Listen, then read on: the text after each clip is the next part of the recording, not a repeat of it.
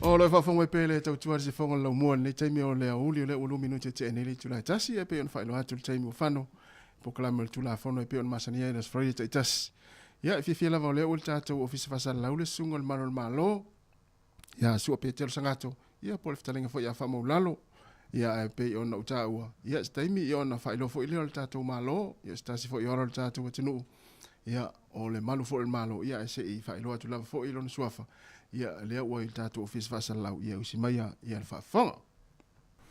Pa malo whaftai lau sunga tasi whapea fo le malo le ofisa whasalau le whonga lau mua I Wellington nei le lau mua o Aotearoa.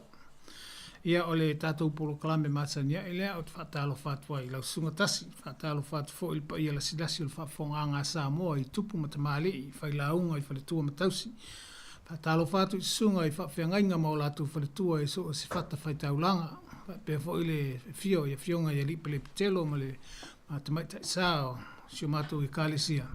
Ia e meise fo I le tapo e ngā nai o tātou ta māmati nā mātutua o lo mou mai tātou whasalalonga.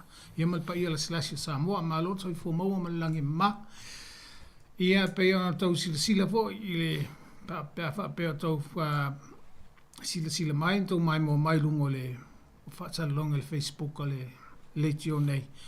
Ia whaafonga mai fo I whaatalonga I lunga o le tio o le so ua ma whaatasi ai ma se tasi fo I awalo o le tātou atunu. O loo ngalua I tutongu o le matanga alwe ngā leo leo. O le sunga le ia Milo Faimalo. O hia lea ua o loo ngalua I tutongu le ofisa o leo leo I porirua nei. Mai o loo mataltano atu taluai o le tātou polo kalame taluai sa mai ai ma le mātou satini le va ia le mātou recruitment I totono le ofisa o leo o lea la ua toe so atu le polo kalame lea I le o mai o le sunga ia Milo Faimalo a wafo I sana talanoa o ia lea na urufale totono le kolisi o leo I porirua nei lea ua mai lana tamu whainga o lea ua ngalua I tutono I lungo le awala I Wellington nei I ngalua ngā wha leo. O lea taimi nei o te whaatalo whatu I lau sunga Milo Faimalo malo whaatai lava mo le maua le awanoa ua mwhai ona e su mai tātou te whaatasi fo I ma whaasoa fo I lau silafia I le malo le atunu o lo mwhai ona mo mai tātou whaasalanga. Whaatai lau fionga sua. Mo le awanoa e whawheloa I mwhata lofat pa I maulunga le tātou atunu. Lo maua mai nei whaasalaunga. Tuli loa whawheloa I le suunga ia sua. Ia malo lava le soifua maua ma le langi mama. Nei tu lao le aso lo maua mai le tātou whaasalaunga. Whawheloa I foe le au whenga luenga. Ia le tātou ala leo le nei tu lao le aso. Alo lava le tauatai. Ia. Ia.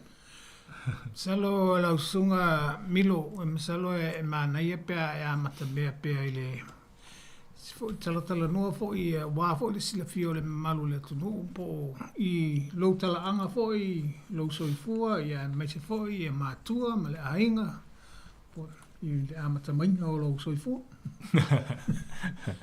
Matai I o au suana na whanau I Sāmoa. O atua nei le tolu au tausanga I le sawola I le whanga I whalese lauta I le nuule o loptina I alo tamao I sale aula o le amatanga o awaonga sa amata I Sāmoa sua I le tausanga o atua nei o atua I lo le se fulu o tausanga mātua mai nei New Zealand, le lua whema le lua. Whaawa waini sa o aonga ia I le nā vaitani. E tala noa po I le suafa o tua. O lo tina o vai, ia lo tamā o misilifi Faimalo. Wapo I silafia wa taitono lo whaifo I ona whaafonga fo I misita sila mai nisi o ainga po I le mita fo I le tūlanga o I lau sunga ma tamu whainga. Nā le lau. Ia o e lua whela ma le lua na mātou taunu mai nei New Zealand. Whaawa wainisi o aonga ia ma Maamata i ana whaingaluenga. I nisi fo i ongaluenga sa mawele nā vai taimi. Amata mai ai i skulati. Ia o se naunau ta inga i le amatanga le nā o lau career i le malo sa whapea i o se awala lea e anga i mai ai lo. Ia lo fia ausia le o mai le ngaluenga. Ia amata mai ai skulati i le vai taimi na apalai ai nisi o ngaluenga le wātua nei le savali nei le valua tausanga o iai le ngaluenga lea le malo nisi o la sa iai i se mai ia le fotoa atua nei nisi o masina o avea o graduate mai le kolisia leo ia pa wātua nei le valua tausanga taluna i tonu tanga luenga leo wa le sa e pe o tole le ngaluenga mo le sa e iai o le o tole sa ai uma i la tuia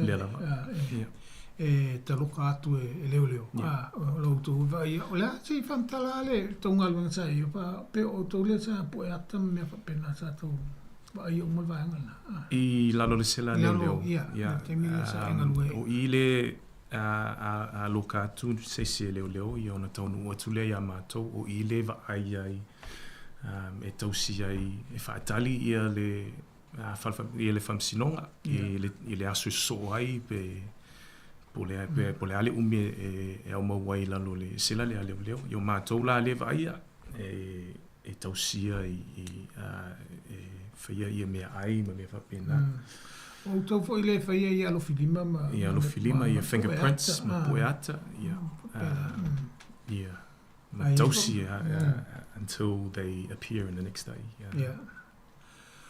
oi o tau le taimile o engalue i le vaenga le o tau le sei nia le pepa le tatala i tua le pe o ma tau le e whamaunia ia nisio tutuunga mai ainga e tatia e ala le tatala i tua ia o mātou sai ai e saini e whamaunia lea vaenga ia o na tatala le i tua pe a whai o ina e si taunu unga o le nā matau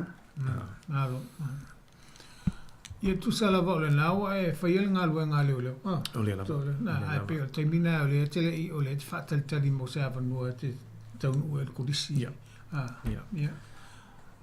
o le atau wa le o le taimo e taunu ua el kodisi e ini whawhita uli o le o tala noa e whatatau i o tātou lava tangata Pasifika po wae masalo e whawhita uli e nā o tātou lava e mwhai o tātou ilo wae pei o le pola kalame ato me umo le tele o ngā ruenga ne o pola kalame e a fo e whaawai i lungo o le ulanga o le palangu le tele o la le taimi o atu i tātou Pasifika pe iei vaenga ia e misi a tātou e le o il pola kalame le e ni en faino e tala no le tulanga na pe e ni fa fitauli na e vai ai po ni pe le ni fa fitauli a tulanga sa ta ona ia so moni lava le ile fesa o ile fatata ile ese senga o el Pacifica ia ma nisi fo uso ma tu fa fine ile palang we learn at a different speed ese le sao le tatou na wa win no tato ava ai ko lisi me sa o iai fai suenga e to tele e pa u mai maka o le to tele ina o le Pacifica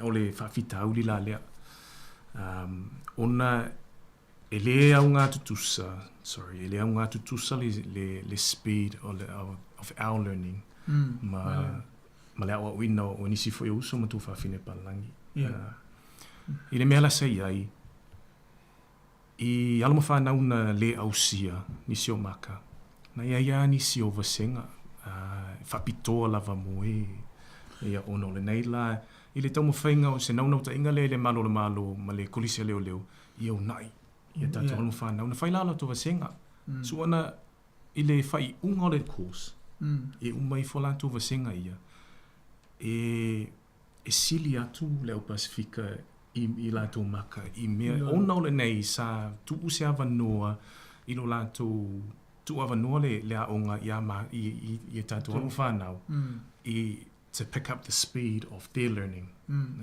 This is what I saw. Yeah.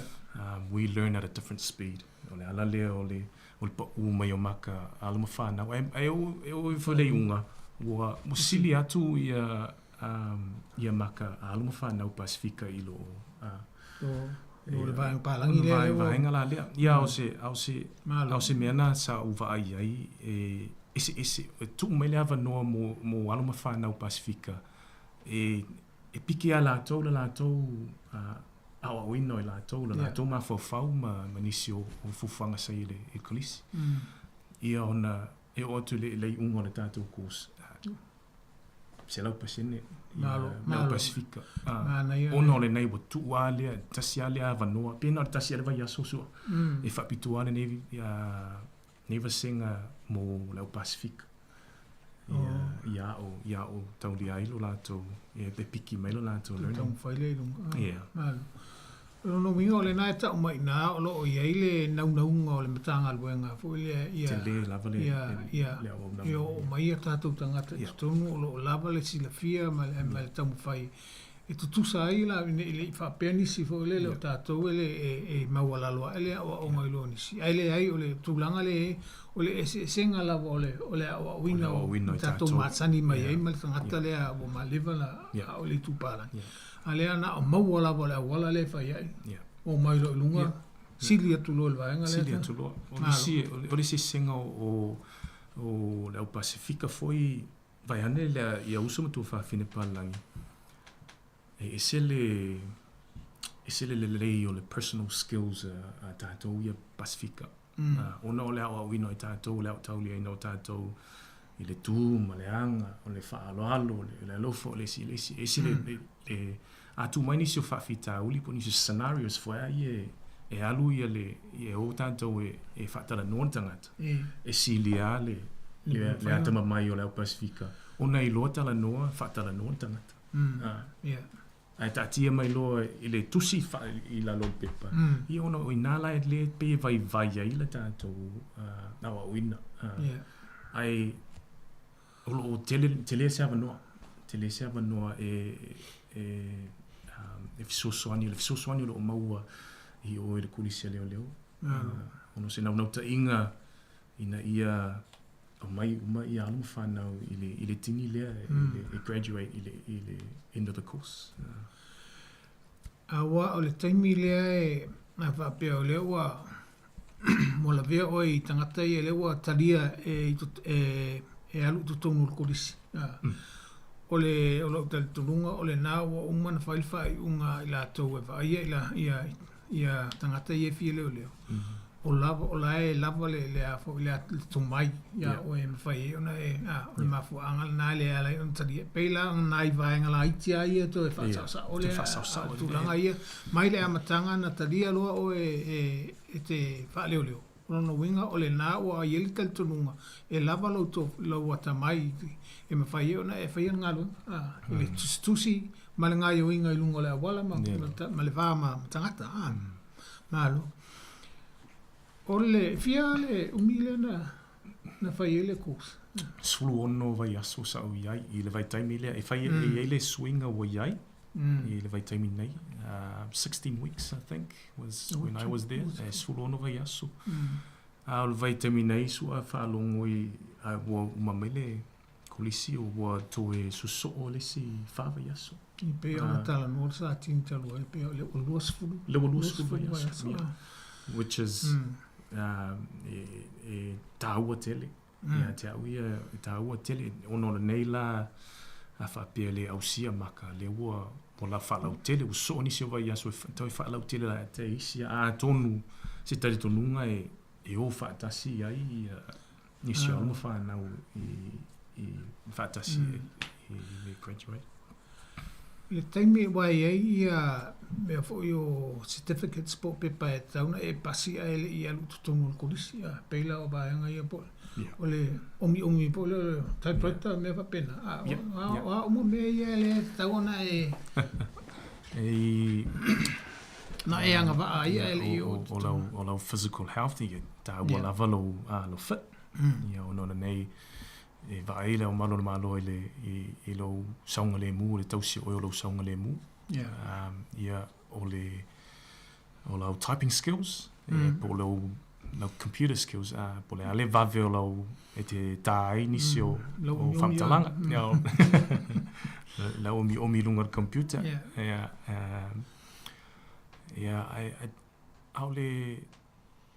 The biggest challenge for me in my process, in my amatanga, was the psychometric test.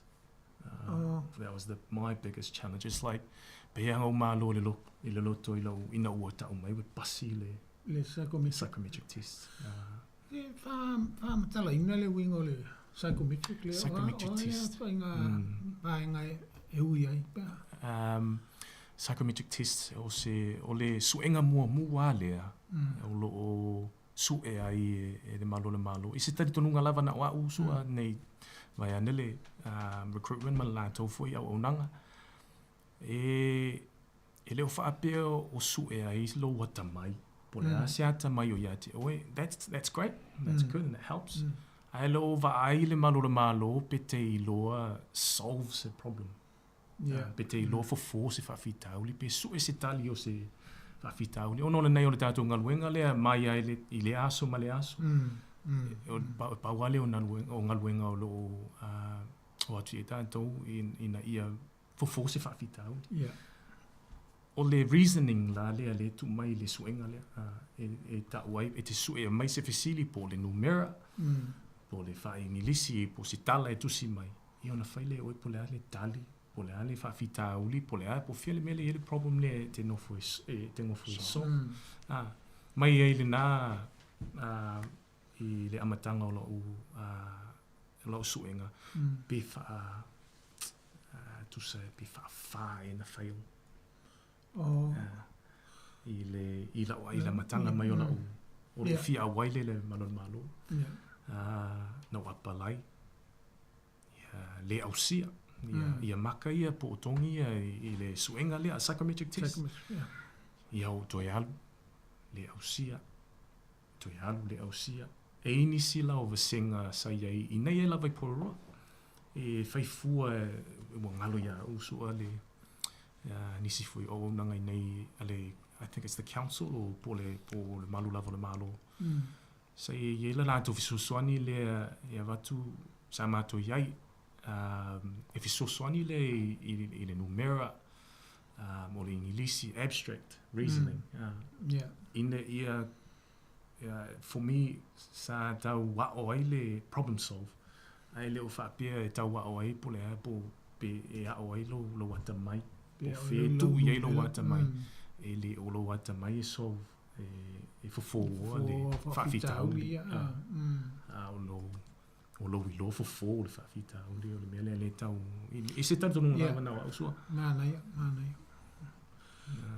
E o ngā tile lalpaenga le mo le tanga luenga leo ma le ngā luenga le whiangai malatou ia sa umala. O le alfa fitauli ia o atu le leo. E au wala ma meto tia e ma whai ona ia whafo ia le whafitauli. Pe fo whafitauli.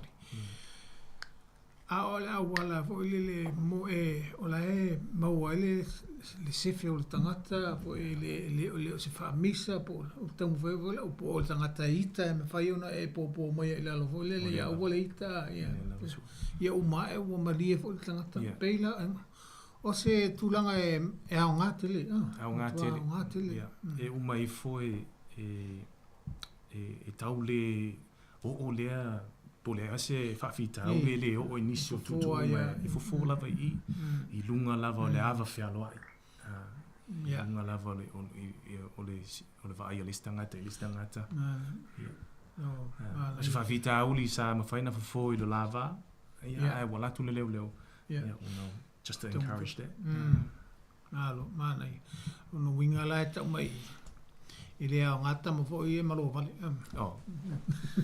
Le au ngale malo vale i ngā mela. La vea. Pau lava i a lava le tō whama le whautanga e fo ai e whawhitau li e tūlai mai. Malo, mana ia. O te ngalo, o te vaenga la le pito i silia o na tā ua i te tonu na ngalo ngā leo leo. I lau nofo lai te tonu o korisi. O te whamatala so waso le aso ato i te tonu o korisi.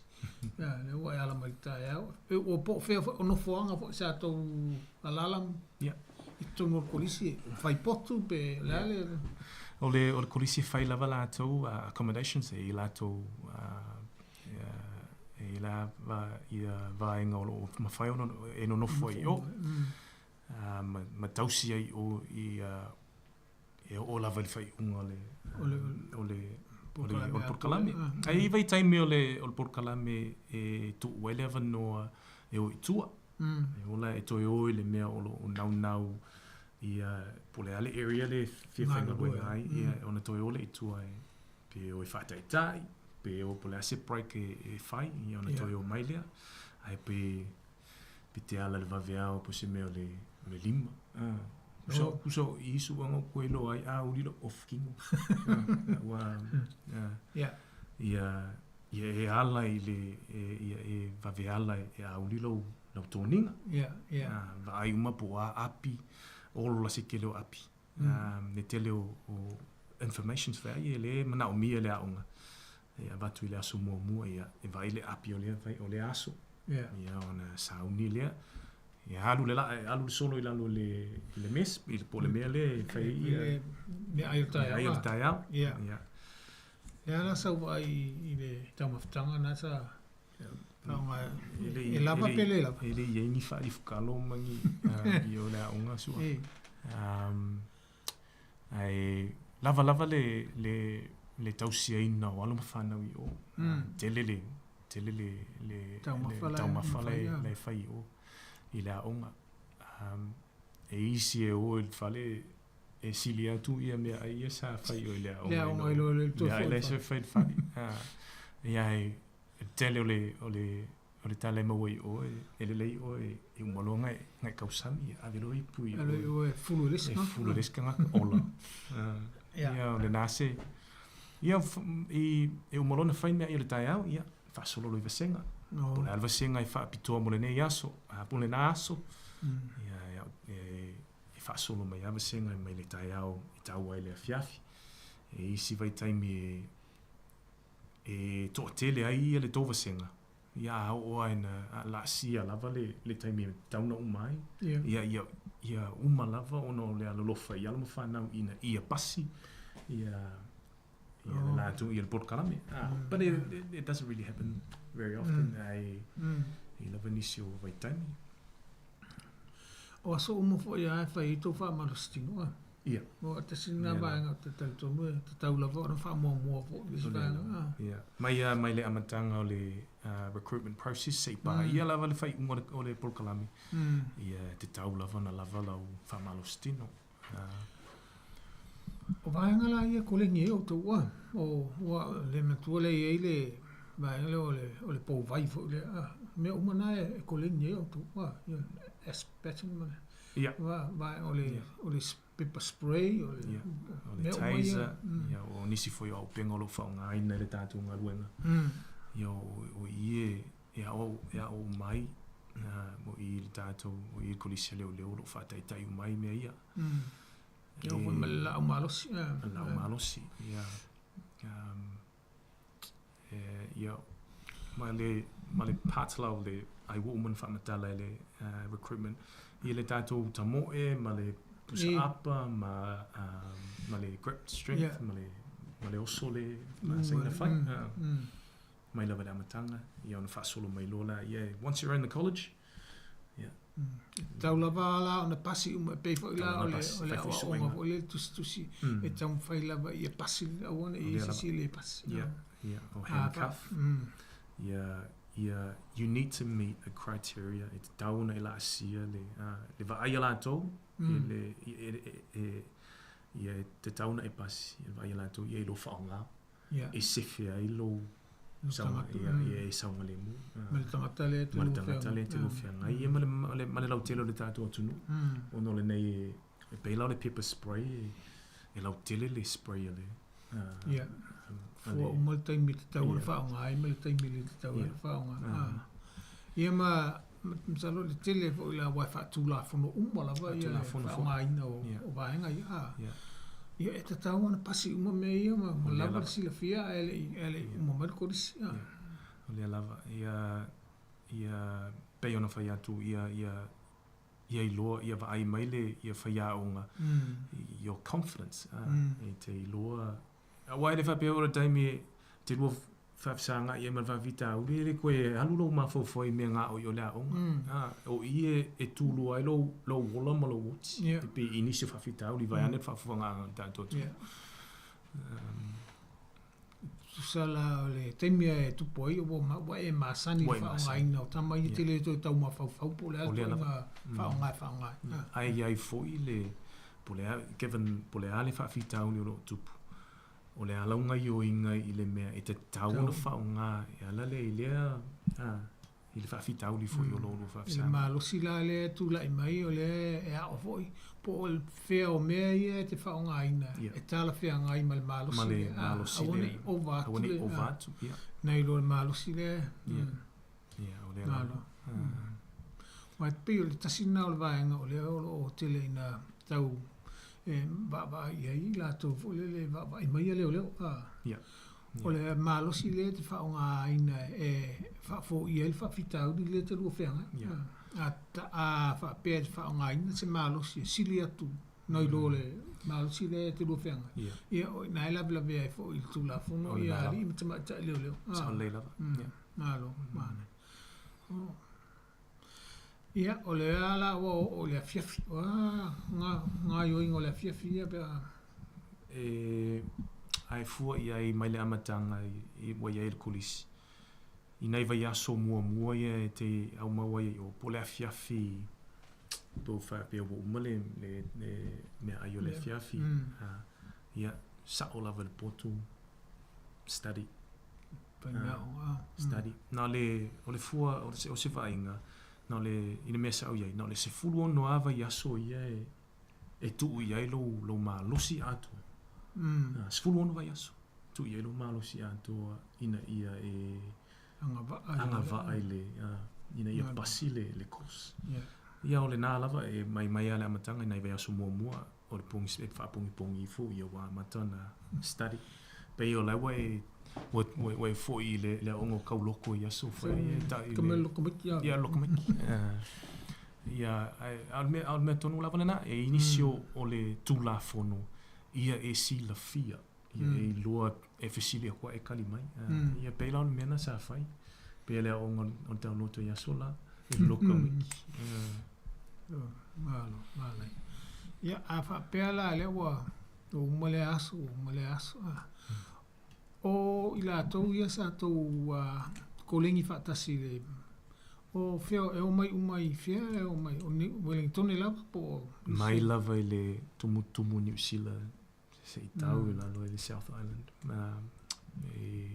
Lea sau whaile vaenga lea wa pe o lea wa mamao me ai. Moni lava. Lea wa mai pe o lea o nuftu mau fo lea tua. E ini au whaalongona po i te sila i nai tangata ia. Moni lava, sao lava le.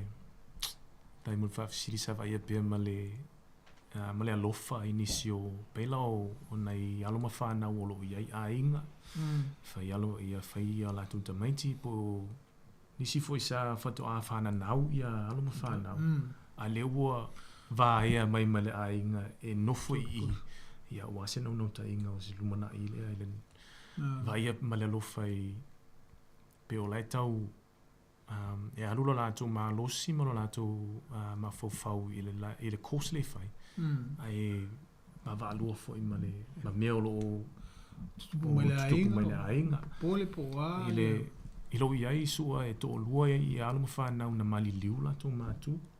A lei i le kos. Ia toi se i mai i nisio suenga ona o mea te tauna whai. Ia but mai lea, mai ia whawhitau li whapea, mai mea tutupu.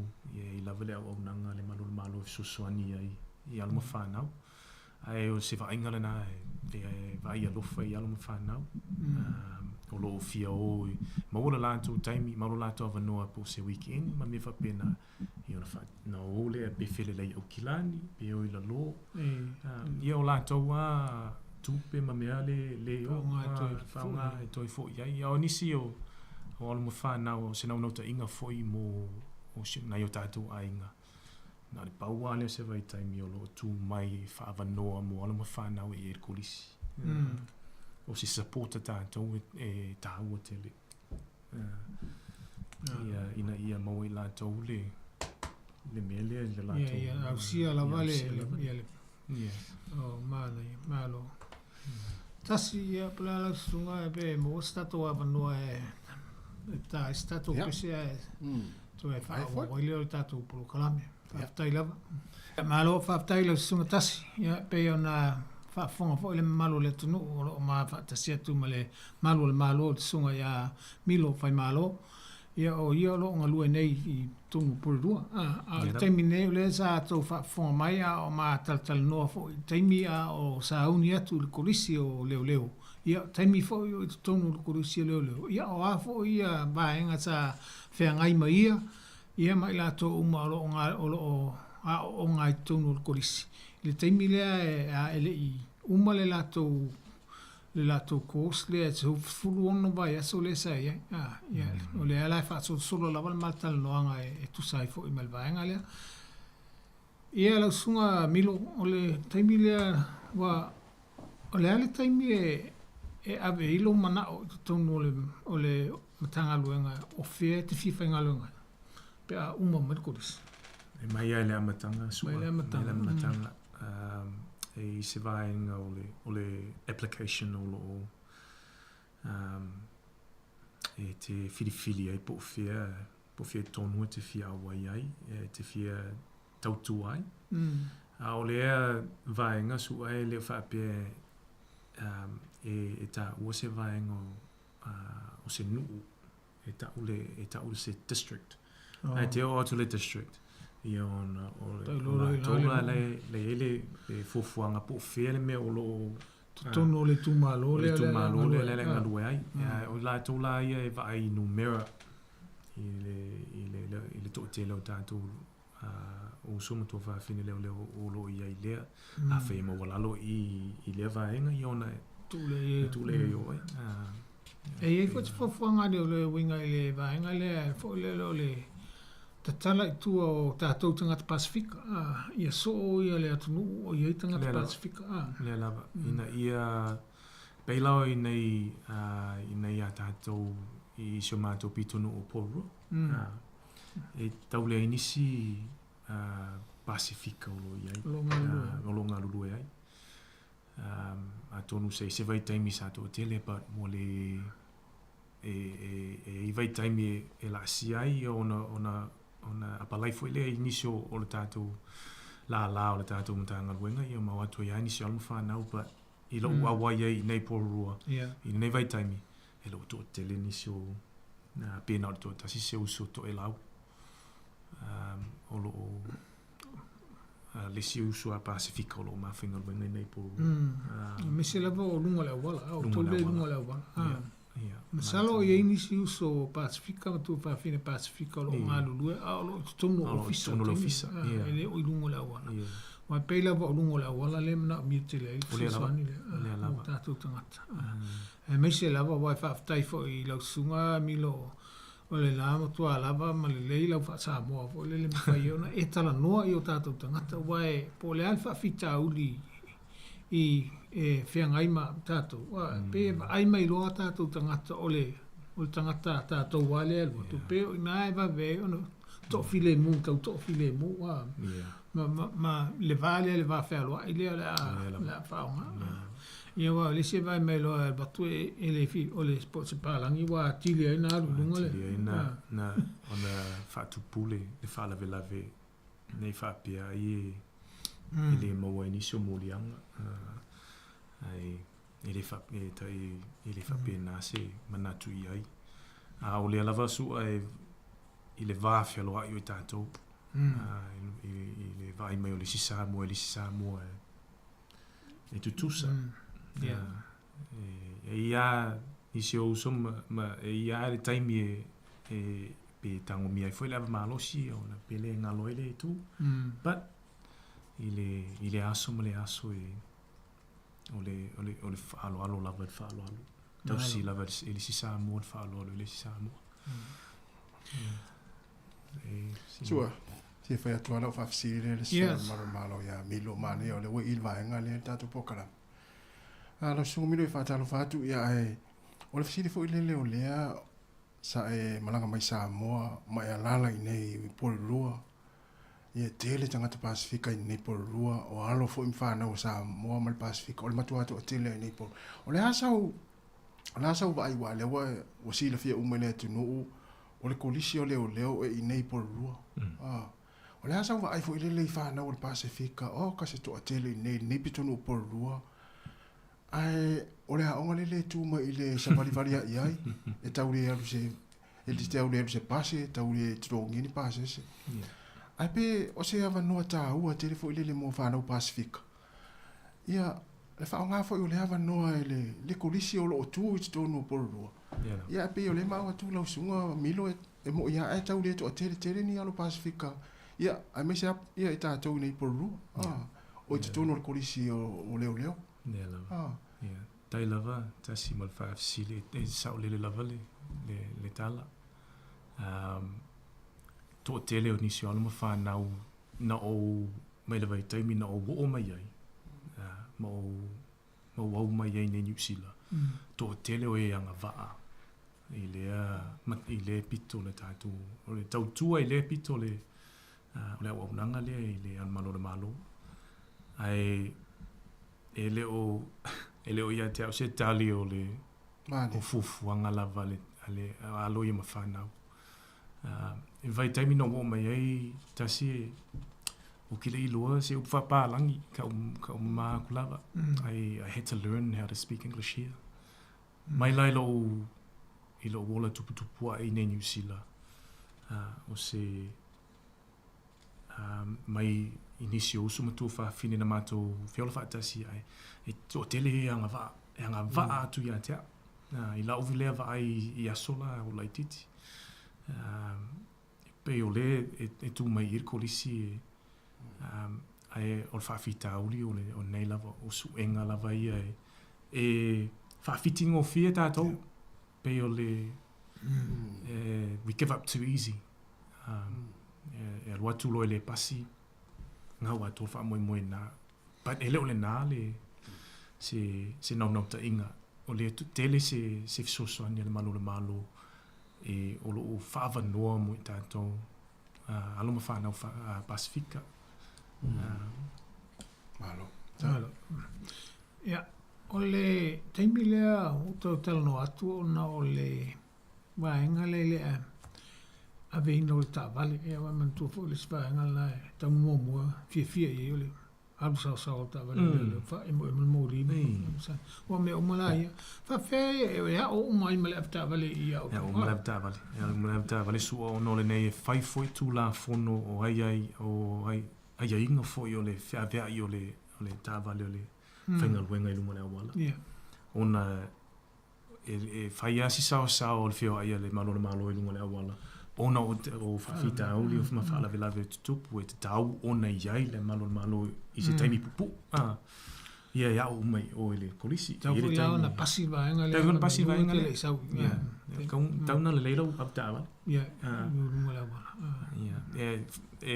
ai ava ia tu o le application data o tele au sala sa iai no alu sa o le lavia o le tava le lea ia ona pele e mau mai nale le ata ole avta vale ale tangata male tangata pela le vetting le fai tato ole sva ngole mele ole avta vale ona sina mai ngole poloka ile si vai e vai atu loa e siliona matui ale na ia le avta vale ona a fai e nyomulianga ia e le fai talia la le malo le recruitment mala to process pole ale po ana fair fai a to nei le tolus futa usanga ia ona ngata ile na ole ia Ona ia malama leo te milena e ona ai mai apta vale te tonua leo e le titi te le Na tonu la, ia. Ana wa matua ia pe ese foi nisi fufuanga ia mfa matua foi le ma fofau. Vaenga le tau le au. Ia au le sami po le vai po. Tau le vaenga le auto. Tau tele vaenga le ia tato. Ai e pe o le se skill foi ele o vai ia lo tato. Na o Pacifica. Ile au te leo mālamala me au Sāmoa e li oe sami ma vai ai o mai nei se longa a tonu ai se longa nai pa woman ni maso yo de leile au le Pacifica pa wala leila au e fio lolo e te me fa ngai but e ta o no ole o le saunga le mu le tato tunu po le ani fa fita o le tupu le vai o le ma faiona e o atu ia but equally e si la fia e te o atu se fa fita o le te loia a fia i lo soifua ma lo wola ia ta ofile na tule nga ma na to so we for the psychometric test reasoning o le ala le sia o le sia nga tam fai alu ala te loia e le te le a fia i ma o malo le ala wa e lungo le awala wale wanga lu nei mai por lua o le asa usila fo e o ani fa fita au di o fia ngai pea ma o tatu tangata lungo le awala o enga lue pe te le ani fa fita au li sua o le avamalosi ala vale ia tina ia le fia o tatu le avamalosi I lalo mai lao le nā sua o le fio ai o alo mawhanau i lengi lai sene. Ia. O le nā e tele. Pele foi le ni lai sene. Peo lai sene foi e le tala fia ngai. A o se whanonoanga sua le vai taimi le taimi nei e fisile atu le tamatiti. Ai fai merong ki ngā, pe fai merong ka mai. E o le momoli pai o la fai fia. Le ala ua encourage which is ala vierta vale ai maliwai lo walo o fatolunga na fai ai pifa pena ai o se fafita u li tele la le ma o tato ta vale o le fio i lungo o le awala e pepa la volta vale i o mena ia o me fengo fia a fio i o fa nau e le se la sene po le lena ai fio e ma halu ma nau la iti tono taba ave tono taba ai le taimi e fai e tuai se fufuanga ia saunga le mu pela e pe sausisi sau maselena ia na fai le ia e te le tuai alu isi atu male mele se ilonga sautanga ta e fulai se ne avisi le taba wala ke ikai o ngau ngei alu lau ta vale ai la vea el maliwa sis le wole fata uina le ngaluenga le malo e na tua ia le tato i le tule ono le we trying to tausile pui a te lato e le o se mea mo i mato o le tau pui sa o le mu o le mamalu le tinu malo ia wa le si va nga le ngalo fo i le ia tato a fa pele sul Tūlāfono le tavale ona ile sa o le laisini le faunga o le nga umari su o tavale le le a fa pe fo la vea i si tavale te le me tinga ine le tonu tavale le o la vea ia bo te le a lunga le fa pita a me faingo fio na tato fa fo ia e male o le tato i lunga la wala wa pe o nga le sunga ya Milo su ia Milo fa fisili fo ile ia masalo wa ta fieni ta vale fo le o tato la vatangata awani la ngona o tato tangata pe va mi o Sāmoa le o ta fiel ta vale e taria ngo fiel va no pena tu mul falo alo tas mali tu mul falo alo e ile o mali le pe o longa wenga su am tasile au la savalia tu no wa we pe u li lo pa ai le whaapea e tau mate mai au e tangata. E te whaalonga tuai. Ia isi o nai alo o nai tinama te mamastu e tau pangu mai o na whaarongo mai lea ua watu wha Sāmoa. O ka se fia o se fia o la ko pole ale sala le whakua ka. E ngalo aku le. E te tala ngono ai ngana Sāmoa. Tala noa la vale ngana Sāmoa. Mali. Fisosoani o se naunau ta inga lea ta sina ia malama na ia tātou tangata o ta māma tina mātutua i lo la toua ia te tau i le Tūlāfono o se whainga tāna i nisi o taimi e watu loa nisi o molianga talia i lungo lea talia i lungo lo malama por talia o no lo le malama pe na se naunau ta inga e ala i o na whaonga e o lava ia e sero fia whatala noa ia nai o tātou tangata. Mesi le ngana lava ia. Tātou lava ngana. O nei vaile i anga a tangata e tausi lava le vāwhialo ai. E fia o tangata e whaalongo mai u wha Sāmoa tu leo. O se tatonunga na wau tasi. Ngalo, mana ia te le lau whaasoa mai e tusai manungo lau ala. O tūlanga fo i nisi whaalawe fo i e tau ainga. O le nā fo i e tau te a fia. O le atau sila e. Tele ata tau pe tele atu ia isi atu nuu ili meo le. Baanga leo le sa waina o tonu ainga. Wa pe tasi le nā whaafita au li o lo tau mwhailimtanga alo ngai whaafo ia. Le alawa. Tonu e le o te le lava la so malama i le tū lea i le numero o le tātou Pasifika. Ai pe e tau whapea nāse langona i ai ono o ngā luenga o leo te alu i ai. E tau atu lava i o tātou Pasifika.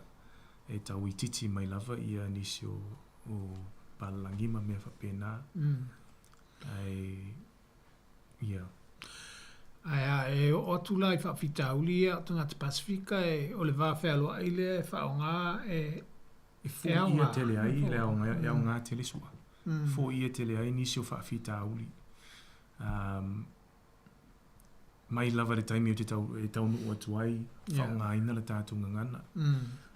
E nisi o uso ma tu whaafine fo i le atu motu to e lau ma tu valu e whapena. Ona o lātou malama le tātou ngangana.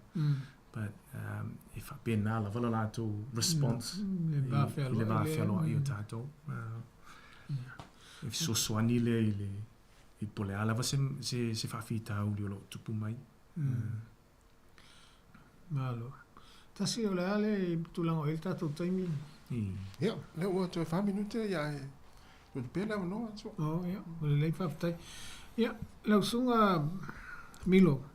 Mana ia te lela u whalonglong atu, mana ia fo i tala loa ma e whaasoa mai fo i tusa ma lauta mwhainga ai me se fo i o wahenga ia le fia malama matiri ai ia le tātou watunu.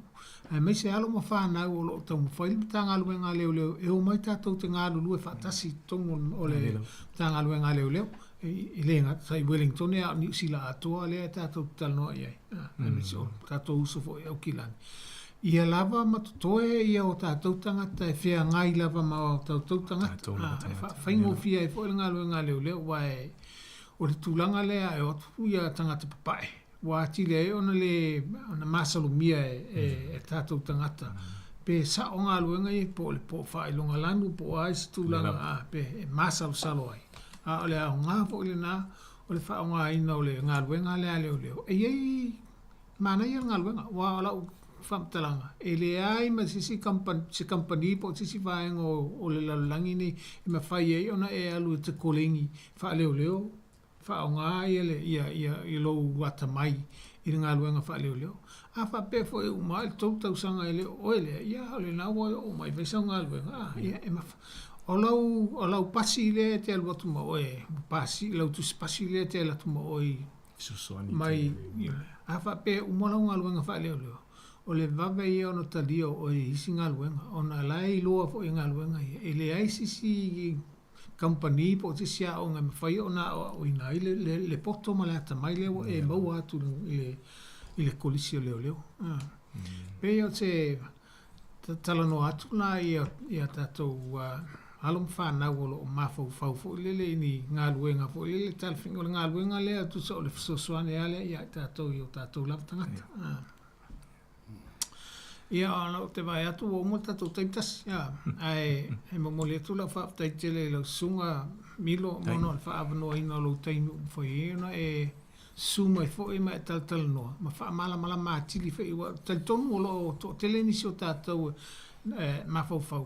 Leo alu kodisi leo. Ai leo malama po o anga i o inga i whai te tono kodisi. O lau sau noanga fo i leo mwhai e ona tātou whaalongolongo atu fo i ma tau malama atu nisi o ngā luenga ma i mea whai i aso taitasi o koleni tu tonu o le tā ngā luenga leo. Ia, tasi bon. Ia, malo whaftai sua. Ia, ele to e whaasiria stala me se anawa e sa noa mo le whangana whaftai tere ia. Ila e ngate lau sunga sua mo le tātou pokalame le newa iaso. Ia, me se le tātou malo whanongia le sunga malo ia Milo, ia whaftai atu, ia e manatu, ia ele o taimi muli fui ni le tātou mawhtanga ma le sunga malo. Ia le ma nei al whaafonga me le tātou atinu o lo whaoina pe le tātou ngana ele tātou pokalame. Ia, e toi nei fui whasa. Lata mai fo ile. Ia. Mau e looking for. Ia, e whaftai tila mo le tātou pokalame nei mai asa sua. Ia, malo whaftai lau sunga tasi, whaftai fo ila, sunga Milo, ia, tau talwhai. Ia, whaftai, mo le nganga whaftai ma le Faimalo mo foi se avano o nei tangata e au nai le tato le tio avano foi se taimia mo le tulava le nganga whaftai ma Faimalo ia la foi se ngana o le tala fia ngai le nei aso ia le faso atu ia te talo atu ia malua vi fale so to finangalo e whaftai la mo lo avanoa sua ia le mamalo le tātou whenga luenga nei le tātou ala leo. Ia, whamanu e tele le tua, fufuanga lo toi malo whalo lava. Aftai. Ia, malo whaftai lava. Ia, masalo e leo pe ona sao noa fo tas. I leo taimi muri le tau te tanga e mai e le sunga ia Milo o lea lea o e lata me ale. Whenga no e whau tu atu fo i le malo le atu no. Ia, o le nei tu la o te wha to wha soifua.